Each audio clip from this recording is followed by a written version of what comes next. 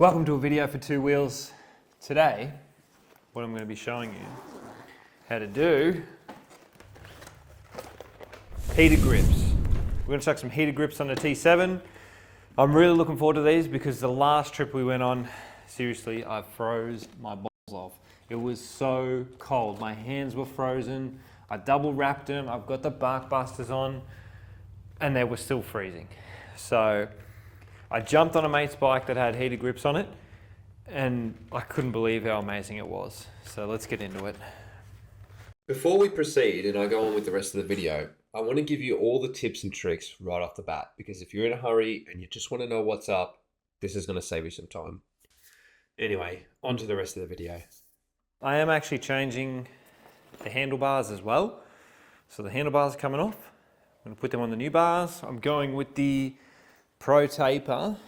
These are quite a popular choice for adventure riders. The Adventure Bend. Evo Adventures in black. So let's get these bad boys on. I've ridden some Teneres with this on there. I think even a CF Moto 450 MT. Had a ride on Paul's. And they seem like a really nice bar, real comfortable. So let's chuck them on and see how we go. I won't go into too much detail about swapping the bars out unless something weird comes up, but we're going to be just taking off the clamps and removing all the gear. Take out my little tank bag, which is, mind you, super easy to do. You just hit the clips, boom. I've got 4 clips. Off that comes. One part of it done. So I'll get stuck into it and I'll give you an update if there's anything noteworthy.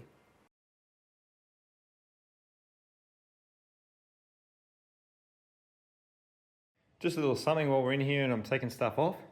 There was water in here.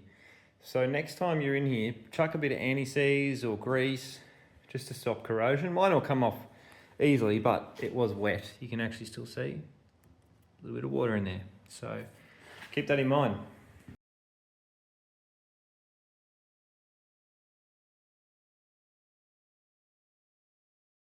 So just another couple of things I've found. There is some kind of lubricant or grease on this throttle side where the throttle tube was.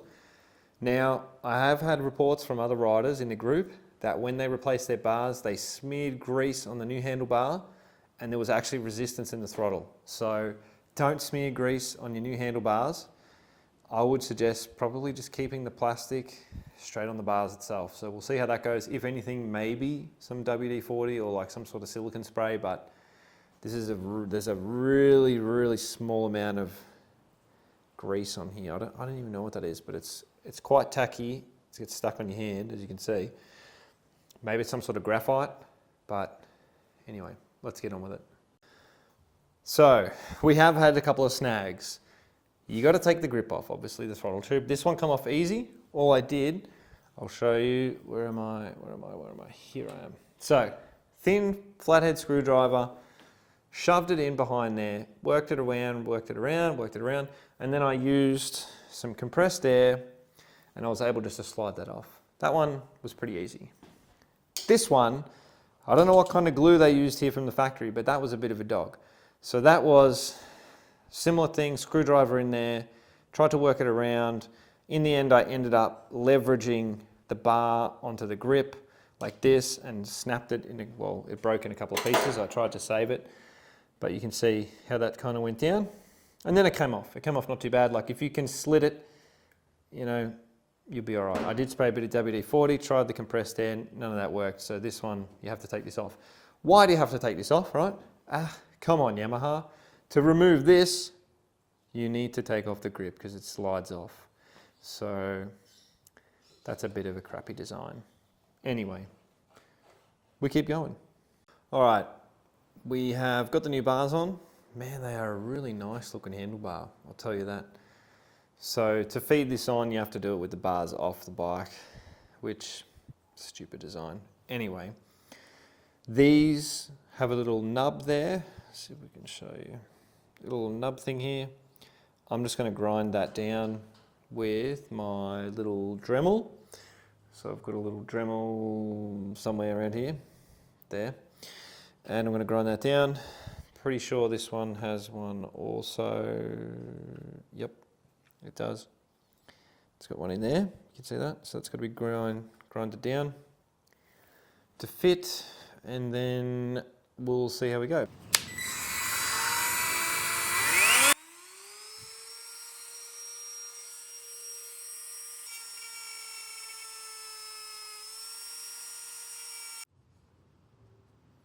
Should do nicely. Of course, nothing is ever super straightforward and simple. I've got the grips on, haven't glued them yet, just sort of testing positions, getting the cabling all nice. Now, you can get auxiliary power from the side here, and I believe it's this connector. So I'm going to pop this cover off, take a look, make sure it's got 12 volt, and if it does, I have some spare connectors I can use, chop off the battery terminals, and we will use that for power. Okay, just an update on how it's all going. I'm very particular with how I'm going to run the wires, so I've figured out this is a position I like. I'm going to cable tie that along there. This connects into the little factory hose clamp. Well, I don't know if you call it a hose clamp, but you know, this little tie thing. This is going to go down into here. I have, I'll put the light on. I've taped this up in blue tape. I'm out of black tape, so this will have to do for now. The connectors that come with this Oxford heated grips kit is really kind of crappy, so I'd like to replace these. I know Lochie's done it on his T7 with some nicer connectors that are waterproof and everything, so this is going to do for now because I want heated grips because my hands get cold. And what I'm going to do is, here's the power wire. I'm going to plug it straight into this.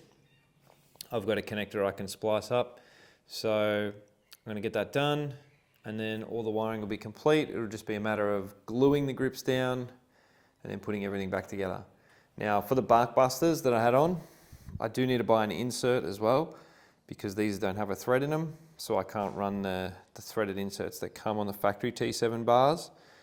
You might be able to drill it out and tap a thread in, but I think it's about 12 bucks for the expanding style, Dynabolt style clamps you can get, so I'm just going to run them. Okay, the install is completely finished now, and there were a couple of snags. You need to have the different bar end adapters to screw into the Protaper bar. You also need to have the different clamps. So I was mucking around trying to fit the factory clamps that were on my Tenere 700 stock handlebars. They just wouldn't fit. They're just different. So if you have barkbusters and you use the barkbuster kit for the Tenere 700 stock handlebars, that is a proprietary clamp and bar end kit for those bars. So they will not fit an aftermarket bar. So you have to buy that kit. There'll be a part number somewhere up there that you can reference for that. Now, regarding the wiring, this was a really interesting. What I ended up doing was making a complete custom loom the other day, because that little bundle of wherever I had it down in here. I had like everything all taped up in that blue tape, and it was just a mess. It was an absolute pure mess, and to be honest, you couldn't actually turn the handlebars lock to lock. So make sure that you can turn the handlebars lock to lock without any resistance, and everything just works out nicely. So you want to make sure that that's all good. So I ended up doing completely different.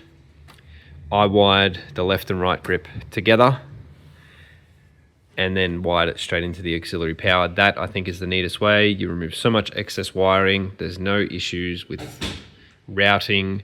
There's no issues with turning the handlebars. So that's all good. Same time, I also wired up some fog lights too. I've been riding the bike a little bit, and I'll do another video about what I think of the handlebars, but if you're desperate to know, they're worth it.